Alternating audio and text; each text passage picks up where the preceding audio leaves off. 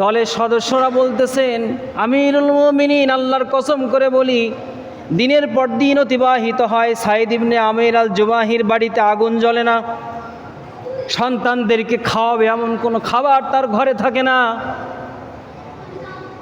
আর বর্তমান যুগের রাষ্ট্রপ্রধানদের পিয়ন পর্যন্ত 400 কোটি টাকার মালিক হয়ে যায়। সাধারণ একজন নেতা, আঞ্চলিক একজন নেতা খেতা, সে কোটি কোটি টাকার মালিক হয়ে যায়, সেও মুসলমান। সাইদ ইবনে আমির আল জুমাহি রাদিয়াল্লাহু তাআলা তখন ইসলাম গ্রহণ করেন নাই। খুবাইব রাদিয়াল্লাহু তাআলার ফাঁসি যখন দেওয়া হয়, তখন সাইদ ইবনে আমির আল জুমাহি তখন সেখানে উপস্থিত ছিলেন।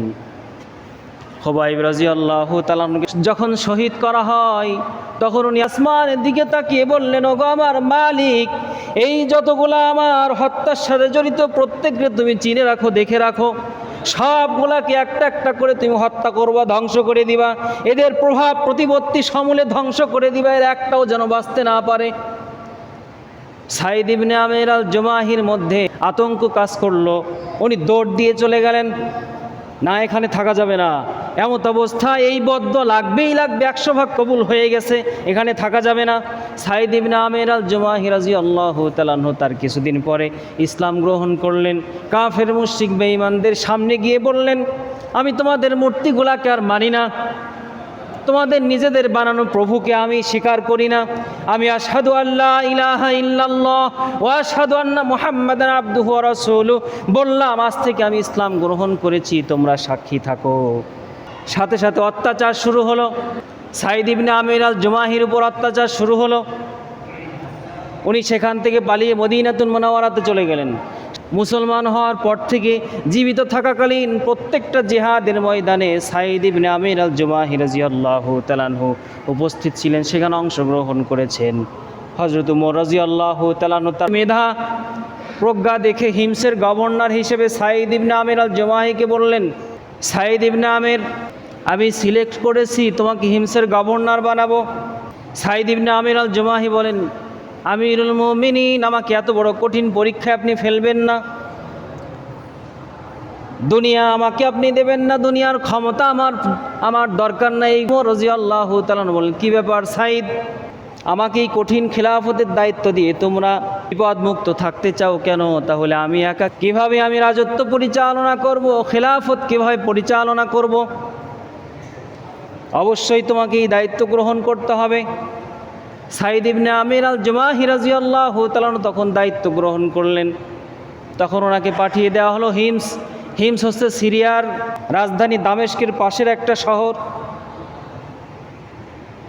আমিরুল মুমিনিন ওমর রাদিয়াল্লাহু তাআলা আনহুর কাছে হিমস থেকে একটা প্রতিনিধি দল আসলো। আসার পরে প্রয়োজনীয় সকল কথাবার্তা শেষ করে যাওয়ার সময় ওমর রাদিয়াল্লাহু তাআলা বললেন, হিমসে যারা তোমাদের আশেপাশে আছে, অভাব অনটনে জর্জরিত এমন কিছু মানুষের লিস্ট দাও, তাদের জন্য আমি কিছু অর্থ দিতে চাই। প্রতিনিধি দল যখন ওমর রাদিয়াল্লাহু তাআলা আনহুর কাছে হিমসের অভাবীদের একটা তালিকা দিল, তালিকা দেওয়ার পরে ওমর রাদিয়াল্লাহু তাআলা দেখলেন যে লেখা একজনের নাম সাইদ ইবনে আমির। ওমর রাদিয়াল্লাহু তাআলা বললেন, এই সাইদ ইবনে আমিরটা কে? প্রতিনিধি দল যারা ছিল তারা বলতেছে, আমিরুল মুমিনিন সাইদ ইবনে আমির হচ্ছে আমাদের গভর্নর, আমাদের অঞ্চলের গভর্নর সাইদ ইবনে আমির অভাবী। দলের সদস্যরা বলতেছেন, আমিরুল মুমিনিন আল্লাহর কসম করে বলি, দিনের পর দিন অতিবাহিত হয়, সাইদ ইবনে আমির আল জুমাহির বাড়িতে আগুন জ্বলে না, সন্তানদেরকে খাওয়াবে এমন কোনো খাবার তার ঘরে থাকে না। আর বর্তমান যুগের রাষ্ট্রপ্রধানদের পিয়ন পর্যন্ত 400 কোটি টাকার মালিক হয়ে যায়। সাধারণ একজন নেতা, আঞ্চলিক একজন নেতা খেতা, সে কোটি কোটি টাকার মালিক হয়ে যায়, সেও মুসলমান। মুসলমান, সে নামাজ পড়ে, টুপি পরে, দাড়ি পরে, সব আছে, তারপরেও তার কাছে গেলে ঘুষ ছাড়া কাজ হয় না। মুসলমান, সাইদ ইবনে আমির আল জুমাহি থেকে শিক্ষা নাও না। মুসলমান, আল্লাহর কাছে কি হিসাব দিতে হবে না?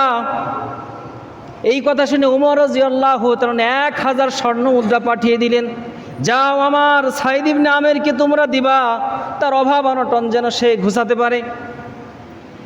সাইদ ইবনে আমির আল জুমাহিকে যখন 1000 স্বর্ণ মুদ্রা দিয়েছে, দেওয়ার পরে উনি বলতেছেন ইন্না লিল্লাহি ওয়া ইন্না ইলাইহি রাজিউন। ওনার স্ত্রী ঘর থেকে দৌড় দিয়ে আসছে। সাইদ ইবনে আমের কি হয়েছে? আমিরুল মুমিনিন কি দুনিয়া থেকে বিদায় নিয়েছেন? সাইদ ইবনে আমির আল জুমাহি রাদিয়াল্লাহু তাআলা বলতেছেন, না, এর চাইতে ভয়ঙ্কর বিপদ। কি ব্যাপার? কি বিপদ? কোনো যুদ্ধে কি মুসলমান পরাজিত হয়েছে? এর চাইতে ভয়ঙ্কর বিপদ। বলতেছেন কি বিপদ, আমাকে বলো। তখন ওনার স্ত্রী বলতেছেন, বিপদ থেকে তাড়াতাড়ি মুক্ত হন না কেন আপনি? ওনার স্ত্রীকে বলতেছেন, ও আমার স্ত্রী শুনে রাখো, খলিফাতুল মুসলিমিন আমিনুল মুমিনিন উমর রাদিয়াল্লাহু তাআলা আমার জন্য 1000 স্বর্ণ মুদ্রা উপহার হিসেবে দিয়েছেন।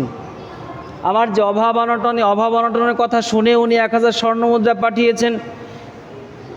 আমার তো মনে হচ্ছে আমার আখেরাত বিনষ্ট করার জন্য 1000 স্বর্ণ মুদ্রাই যথেষ্ট। ওনার স্ত্রী বলতেছেন, তাহলে আপনি কি করতে চান? বলতেছেন, এই সব স্বর্ণ মুদ্রা আমি দান করে দেবো আল্লাহর রাস্তায়। স্ত্রী বলতেছেন, তাহলে তাই করেন, আমার কোনো আফসোস না, আমার কোনো অভিযোগ নেই। অভাব অনটন যাই থাক না কেন, আপনি যাতে সন্তুষ্ট আমিও তাতেই সন্তুষ্ট। তখন সাইদ ইবনে আমের বললেন, ও আমার স্ত্রী শুনে রাখো, এই যে অভাব অনটন, দুনিয়ার বুকে অভাব অনটন একদিন থাকবে না। আল্লাহ রাব্বুল আলামিন 1000 স্বর্ণ মুদ্রার বিনিময়ে জান্নাতের মধ্যে তোমাকে অনেক সম্পদের মালিক বানিয়ে দেবেন। মুসলমান ইন্নাল্লাহ আশতারা মিনাল মুমিনিনা আনফুসাহুম ওয়া আমওয়ালাহুম বিআন্না লাহুমুল জান্নাহ। জান্নাতের বিনিময়ে জানমাল আল্লাহ রাস্তায় দান করে দেবে।